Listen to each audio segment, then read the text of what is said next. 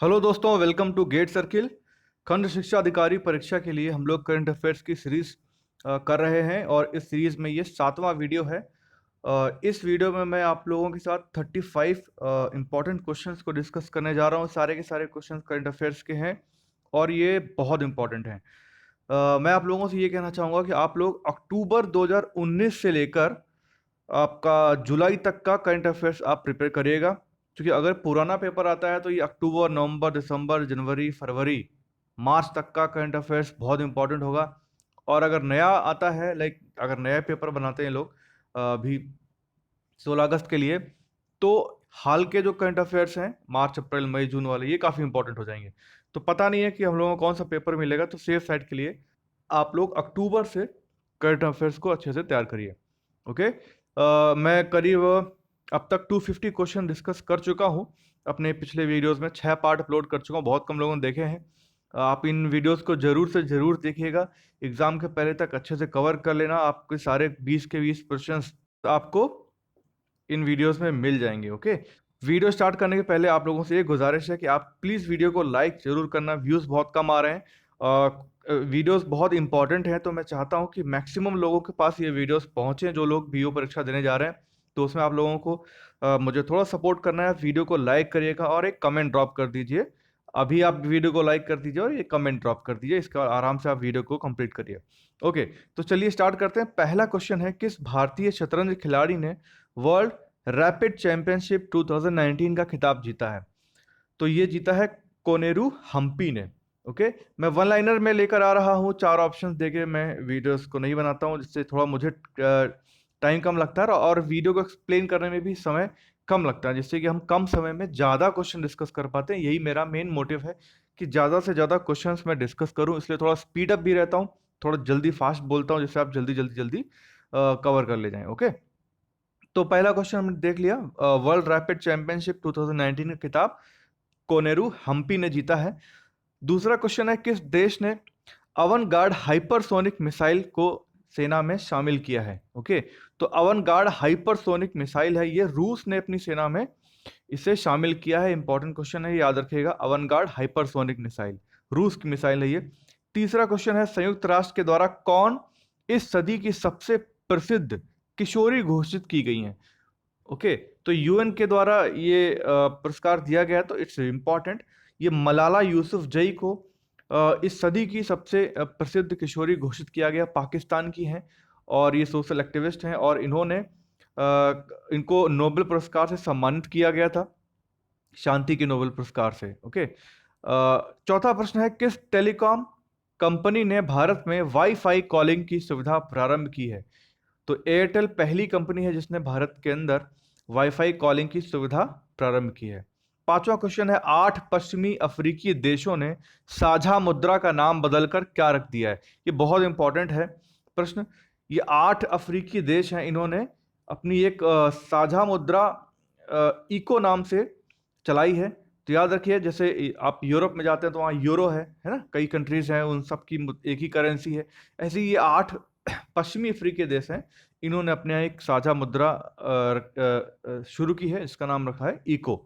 Okay. छठा प्रश्न है, भारत का अगला विदेश सचिव किसे नियुक्त किया गया है? ये भी बहुत इंपॉर्टेंट प्रश्न है। हर्षवर्धन श्रृंगला को भारत का अगला विदेश सचिव नियुक्त किया गया है। Very important question. सातवां प्रश्न है, नेशनल फिल्म अवार्ड 2019 में किस फिल्म को सर्वश्रेष्ठ हिंदी फिल्म का पुरस्कार दिया गया है? काफी इंपॉर्टेंट क्वेश्चन है ये, और अभी चूंकि 2020 के तो आए नहीं है, तो 2019 के जो अवार्ड्स हैं काफी इंपॉर्टेंट हैं। इसमें बेस्ट फिल्म का अवार्ड दिया गया अंधाधुन को। आप मुझे बेस्ट एक्टर का अवार्ड किसे दिया गया बताइए। मैं पिछले वीडियोस में बता चुका हूं, सर्वश्रेष्ठ अभिनेता और अभिनेत्री का पुरस्कार किसे दिया गया है? आठवां प्रश्न है, राष्ट्रीय किसान दिवस प्रत्येक वर्ष कब मनाया जाता है? राष्ट्रीय किसान दिवस 23 दिसंबर को मनाया जाता है, याद कर लीजिए। 23 दिसंबर नेशनल फार्मर डे मनाते हैं, बहुत इंपॉर्टेंट है ये। नवा प्रश्न काफी इंपॉर्टेंट है, मुंबई नागपुर एक्सप्रेसवे, इसका नाम बदलकर किस व्यक्ति के नाम पर रख दिया गया है? तो इनका नाम बाल ठाकरे को पर रख दिया गया है, इस एक्सप्रेसवे का नाम बदलकर। ठीक है, तो मुंबई नागपुर एक्सप्रेसवे का नाम अभी क्या हो गया? बाल ठाकरे एक्सप्रेसवे। ओके, 10वां प्रश्न है, किस देश ने गांधी नागरिकता शिक्षा पुरस्कार आरंभ करने की घोषणा की है? ये प्रश्न काफी कंफ्यूजिंग हो सकता है, क्योंकि ये जो पुरस्कार है ये पुर्तगाल ने शुरू किया है और यहाँ पे गांधी नागरिकता शिक्षा पुरस्कार लिखा हुआ है, तो ऐसा लगेगा कि ये इंडिया का है या कोई ऐसी जैसे साउथ अफ्रीका है जहाँ पे गांधी जी का काफी रोल रहा था। तो ये पुर्तगाल के अंदर शुरू किया गया है, तो ये याद रखना है, इंपॉर्टेंट क्वेश्चन है, शिक्षा से संबंधित है, तो हम बीओ का एग्जाम देने जा रहे हैं, that's why again it's very important question. ठीक है, किस देश ने गांधी नागरिकता शिक्षा पुरस्कार आरंभ करने की घोषणा की है? पुर्तगाल ने। 11वां प्रश्न है, फोर्ब्स पत्रिका 2019 के द्वारा जारी सूची के अनुसार कमाई के मामले में भारत में शीर्ष पर कौन है? सबसे ज्यादा कमाई किसने की है 2019 में? फोर्ब्स पत्रिका के हिसाब से विराट कोहली ने सबसे ज्यादा कमाई की है। 12वां प्रश्न है, वर्ष 2019 की ग्लोबल जेंडर गैप सूचकांक में भारत का कौन सा स्थान है? तो 2020 में भी इसको जारी किया नहीं गया है, तो लेटेस्ट जो हमारे पास ये ग्लोबल जेंडर गैप इंडेक्स है वो 2019 का ही है और इसमें भारत की 112वीं रैंक है। ठीक है, याद रखिएगा, 112वीं रैंक है ग्लोबल जेंडर गैप सूचकांक में। किसने मिस वर्ल्ड 2019 का खिताब जीता है? ये क्वेश्चन साथ में डिस्कस कर चुका हूं। तो मिस वर्ल्ड 2019 का खिताब टोनी एन सिंह ने जीता है। ओके, और मिस यूनिवर्स 2019 का खिताब किसने जीता है? तो वो जीता है जोजी बनी टूजी ने, याद रखिएगा, जोजी बनी टूजी। 15वां प्रश्न है, फोर्ब्स ने दुनिया की 100 सबसे शक्तिशाली महिलाओं की सूची जारी की है, इसमें शीर्ष स्थान किसे मिला है? तो ये जर्मनी की चांसलर है एंजेला मर्केल। ये फोर्ब्स के हिसाब से दुनिया की सबसे शक्तिशाली महिला है। 15वां प्रश्न है, राष्ट्रीय ऊर्जा संरक्षण दिवस किस दिन मनाया जाता है? तो राष्ट्रीय ऊर्जा संरक्षण दिवस 14 दिसंबर को मनाया जाता है हमारे भारत के अंदर, तो याद रखिएगा, ये क्वेश्चन भी काफी इंपॉर्टेंट है। 16वां प्रश्न है, हाल ही में उत्तर प्रदेश सरकार ने कहां पर राज्य के पहले गिद्ध संरक्षण एवं प्रजनन केंद्र, vulture conservation and breeding centre स्थापित करने का निर्णय लिया है? ठीक है, तो देखो अभी क्या हुआ है कि महाराजगंज में यूपी सरकार पहला गिद्ध संरक्षण एवं प्रजनन केंद्र स्थापित कर रही है। इसके पहले भारत सरकार एक गिद्ध संरक्षण केंद्र स्थापित कर चुकी है। पहला जो है वो उसका नाम है जटायु संरक्षण प्रजनन केंद्र, ठीक है, जो भारत सरकार ने, और ये हरियाणा के पिंजौर नामक जगह पर इसको बनाया गया है, जटायु संरक्षण प्रजनन केंद्र। तो ये भी पूछा जा सकता है आपसे कि देश का पहला गिद्ध संरक्षण एवं प्रजनन केंद्र कहां पर, क्या नाम है? तो जटायु संरक्षण प्रजनन केंद्र है नाम उसका, और वो है पिंजौर हरियाणा में। 17वां प्रश्न है, 30-31 अक्टूबर 2019 को अंतरराष्ट्रीय सौर गठबंधन इंटरनेशनल सोलर अलायंस की दूसरी सभा कहां पर आयोजित हुई थी? तो ये जो आपका इंटरनेशनल सोलर अलायंस है, इसका हेडक्वार्टर है गुरुग्राम में, ये आपको पता होना चाहिए, बहुत बार पूछा जाता है। तो ये है क्या आईएसए? इसमें कर्क रेखा और मकर रेखा के बीच में जो देश हैं, उन देशों के अंदर सौर ऊर्जा का मैक्सिमम उपयोग हो, इसके लिए एक अलायंस करा गया है। भारत और फ्रांस, दो देशों ने इसमें बहुत महत्वपूर्ण भूमिका निभाई है। इसका हेडक्वार्टर है गुरुग्राम में, और इसकी जो पहली सभा हुई थी वो नई दिल्ली में हुई थी, और दूसरी सभा भी अक्टूबर 2019 में नई दिल्ली में ही आयोजित की गई। तो ये सारी चीज याद रखिएगा, ओके, कि ये है क्या आईएसए, और इसका हेडक्वार्टर कहां पर है? गुरुग्राम में, और इसकी दूसरी सभा कहां पर आयोजित हुई? नई दिल्ली में। ठीक, 18वां प्रश्न है, नवंबर 2019 में 11वां ब्रिक्स शिखर सम्मेलन कहां पर संपन्न हुआ? It's again very important question. जो ब्रिक्स एक संगठन है जिसमें 5 मेंबर हैं, ब्राजील, रशिया, इंडिया, चाइना और साउथ अफ्रीका। तो इन लोगों का एक सम्मेलन हुआ था, वो 11वां संस्करण था उसका, और ये हुआ था ब्राजीलिया में, जो कि ब्राजील की कैपिटल है। तो ब्राजीलिया में ब्रिक्स का 11वां शिखर सम्मेलन हुआ था। It's very important question. 19वां प्रश्न है, आईईपी द्वारा जारी वैश्विक आतंकवाद सूचकांक 2019 में आतंकवाद से प्रभावित देशों की सूची में पहले स्थान पर कौन सा देश है? ठीक, तो आतंकवाद से सबसे अधिक प्रभावित कौन सा देश है 2019 में आतंकवाद से प्रभावित? अफगानिस्तान। ओके, तो याद रखना, पहले नंबर पे अफगानिस्तान है, दूसरे नंबर पे इराक है, तीसरे नंबर पे नाइजीरिया है, इसके बाद भारत की रैंकिंग भी आपको पता होनी चाहिए। तो भारत का इसमें जो है 7वां स्थान है, ठीक है। पाकिस्तान का 5वां स्थान है और भारत का 7वां स्थान है आतंकवाद से प्रभावित देशों में। भारत की रैंक भी बहुत इंपॉर्टेंट है। 20वां प्रश्न है, कॉमनवेल्थ यूथ पार्लियामेंट 2019 कहां पर आयोजित हुई? ठीक, तो ये नई दिल्ली में इसको आयोजित किया गया, कॉमनवेल्थ यूथ पार्लियामेंट। 21वां प्रश्न है, 2019 में जारी महिला शांति और सुरक्षा सूचकांक women peace and security index में भारत का कौन सा स्थान था? ये बहुत इंपॉर्टेंट क्वेश्चन है, आपसे परीक्षा में पूछा जाएगा। याद रखिए, इसमें जो है भारत की 133वीं रैंक थी, ठीक है। 2019 में ये सूचकांक जारी किया गया, 133वीं रैंक थी। 22वां प्रश्न है, बहुत महत्वपूर्ण प्रश्न है ये, सर्वोच्च न्यायालय ने शबरीमाला मंदिर में सभी आयु वर्ग की महिलाओं के प्रवेश के मामले की सुनवाई हेतु 7 सदस्यीय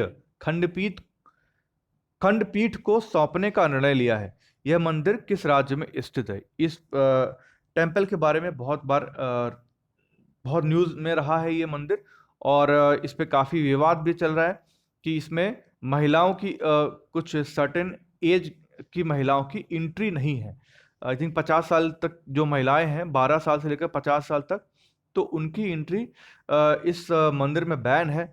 तो उसी संदर्भ में विवाद चल रहा है। तो ये मंदिर कहाँ पर स्थित है? ये मंदिर केरल में स्थित है, शबरीमाला मंदिर। ओके, अय्यप्पन भगवान की यहाँ पर पूजा होती है। 23वां प्रश्न है, पहला राष्ट्रीय एग्रोकेमिकल्स कांग्रेस 2019 महासंगम कहां पर आयोजित हुआ? ये नई दिल्ली में इसको आयोजित किया गया, पहला है इस तरीके का सम्मेलन। तो ये महत्वपूर्ण हो सकता है, एक बार अगर परीक्षा में पूछ लिया गया तो हर बार के लिए इंपॉर्टेंट हो जाएगा। तो ये इंपॉर्टेंट है। ओके, जैसे हमारी साइंस कांग्रेस आयोजित होती है ना, विज्ञान कांग्रेस, तो ऐसे ही एग्री केमिकल्स कांग्रेस भी आयोजित हुई है पहली बार। ओके, 24वां प्रश्न है, पहला बिम्स्टेक बंदरगाह सम्मेलन 2019 कहां पर आयोजित किया गया? ओके, तो बिम्स्टेक एक संगठन है, 7 इसमें मेंबर हैं, 7 कंट्रीज। ओके, तो इनका बंदरगाह सम्मेलन कहां पर हुआ है? विशाखापत्तनम में, याद रखिएगा। 25वां प्रश्न है, वर्ष 2020 में होने वाले G7 आर्थिक सम्मेलन की मेजबानी कौन करेगा? तो वर्ष 2020 में G7 आर्थिक सम्मेलन की मेजबानी अमेरिका करेगा। अमेरिका में इस सम्मेलन को आयोजित होना है, और मुझे लगता है कि कोरोना की वजह से इसको कैंसिल कर दिया गया है। 7 जो मेंबर्स हैं इसके, वो हैं आपके 7 डेवलप कंट्रीज हैं इसके, आपका यूएसए हो गया, France, Germany, England, Japan, Canada और इटली। ये 7 मेंबर्स हैं इसके, ठीक है। 26वां प्रश्न है, नवंबर 2019 में कितने देशों के 11,000 वैज्ञानिकों ने जलवायु आपातकाल की घोषणा की है? ठीक है, तो 153 देशों के 11,000 वैज्ञानिकों ने जलवायु आपातकाल की घोषणा की है, याद रखिएगा। 27वां प्रश्न है, ये काफी इंपॉर्टेंट क्वेश्चन है, जलवायु परिवर्तन प्रदर्शन सूचकांक 2020 में भारत को कौन सा स्थान मिला है? Okay, this is very important question. और जलवायु परिवर्तन प्रदर्शन सूचकांक 2020 में भारत को 9वां स्थान मिला, 9th रैंक है। 28वां क्वेश्चन है, टाइम पत्रिका ने किसे पर्सन ऑफ द ईयर 2019 चुना है? काफी इंपॉर्टेंट क्वेश्चन है ये, person of the year 2019 time magazine ने चुना है, और ये हर साल प्रश्न पूछा जाता है, इस साल भी पूछा जाएगा। ग्रेटा थनबर्ग, ये पर्यावरण के लिए काम करती हैं, एनवायरमेंट एक्टिविस्ट हैं, छोटी सी बच्ची है ये, जिसने एक कैंपेन चलाया है एनवायरमेंट के लिए, और उसी के लिए इनको जो है time person of the year का पुरस्कार दिया गया है, ग्रेटा थनबर्ग। 29वां प्रश्न है, किसे नेशनल एंटी डोपिंग एजेंसी नाडा का ब्रांड एम्बेसडर नियुक्त किया गया? ठीक है, तो नाडा एक एजेंसी है, नेशनल एजेंसी है, जो स्पोर्ट्स पर्सन जो डोपिंग करते हैं, मतलब जो ऐसी ड्रग्स लेते हैं जिनसे इनका जो किसी खेल में प्रदर्शन है वो काफी बढ़ जाता है। ठीक है, तो ये गैर कानूनी है, इसको रोकने के लिए एक एजेंसी है नाडा। तो उसने जो है सुनील शेट्टी को अपना ब्रांड एम्बेसडर नियुक्त किया है। 30वां प्रश्न है, मानव विकास सूचकांक 2019 में भारत की क्या रैंक है? ओके, तो मानव विकास सूचकांक ह्यूमन डेवलपमेंट इंडेक्स में भारत की 129वीं रैंक है 2019 में। 2018 से इंप्रूव हुई है। इसमें ह्यूमन डेवलपमेंट इंडेक्स का जो इनका स्कोर है, HDI स्कोर, वो इस साल 0.647 रहा है, 0.647, ठीक है। और ये जो मानव विकास सूचकांक है वो UNDP के द्वारा इसको जारी किया जाता है। पहला स्थान इसमें नॉर्वे का रहा है। नॉर्वे का ह्यूमन डेवलपमेंट इंडेक्स में पहला स्थान है। सेकंड रैंक पे है आपका स्विट्जरलैंड, थर्ड रैंक पे आपका आयरलैंड है, और चौथे नंबर पे हांगकांग, सॉरी जर्मनी है, चौथे नंबर पे जर्मनी है। तो याद रखिए, पहले पे आपका नॉर्वे, सेकंड पे स्विट्जरलैंड, थर्ड पे आयरलैंड, फोर्थ पे जर्मनी है, और आई थिंक फिफ्थ पे है हांगकांग।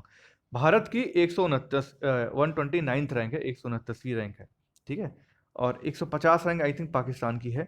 31वां 31st क्वेश्चन है, अंतर्राष्ट्रीय मानवाधिकार दिवस कब मनाया जाता है?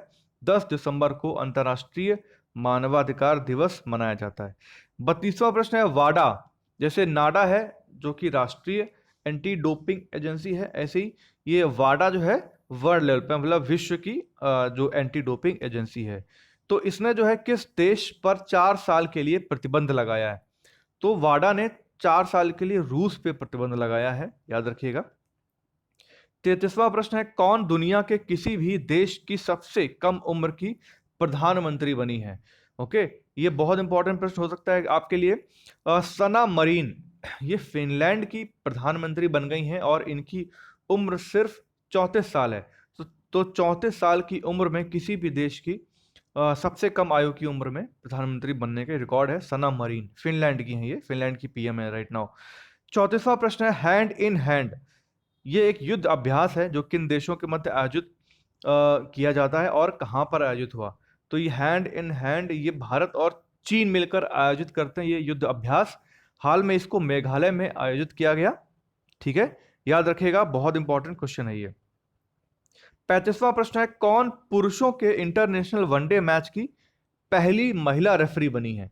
ठीक, तो पुरुषों के इंटरनेशनल वनडे मैच की पहली महिला रेफरी बनी है जीएस लक्ष्मी।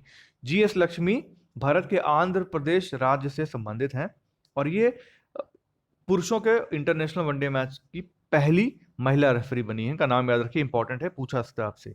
इस तरीके से हमने 35 क्वेश्चन डिस्कस किए हैं, और थोड़ा स्पीड से किया जिससे समय कम लगे, आपका जल्दी से रिवीजन हो जाए। तो अगर आपको क्वेश्चन इंपॉर्टेंट लगे हो तो प्लीज़ इसे लाइक जरूर करिए, शेयर कर सकते हो तो शेयर करिए अपने दोस्तों को, जो लोग बीओ की परीक्षा दे रहे हो या आरओ की परीक्षा दे रहे हो, क्योंकि ये सारे क्वेश्चंस बीईओ और आरओ दोनों ही परीक्षाओं के लिए बहुत इंपॉर्टेंट है, ठीक है। तो प्लीज़ वीडियो को लाइक जरूर करिएगा, आपके लाइक की बहुत ज़रूरत है, जिससे कि वीडियोस अधिक से अधिक लोगों के पास पहुंच सकें।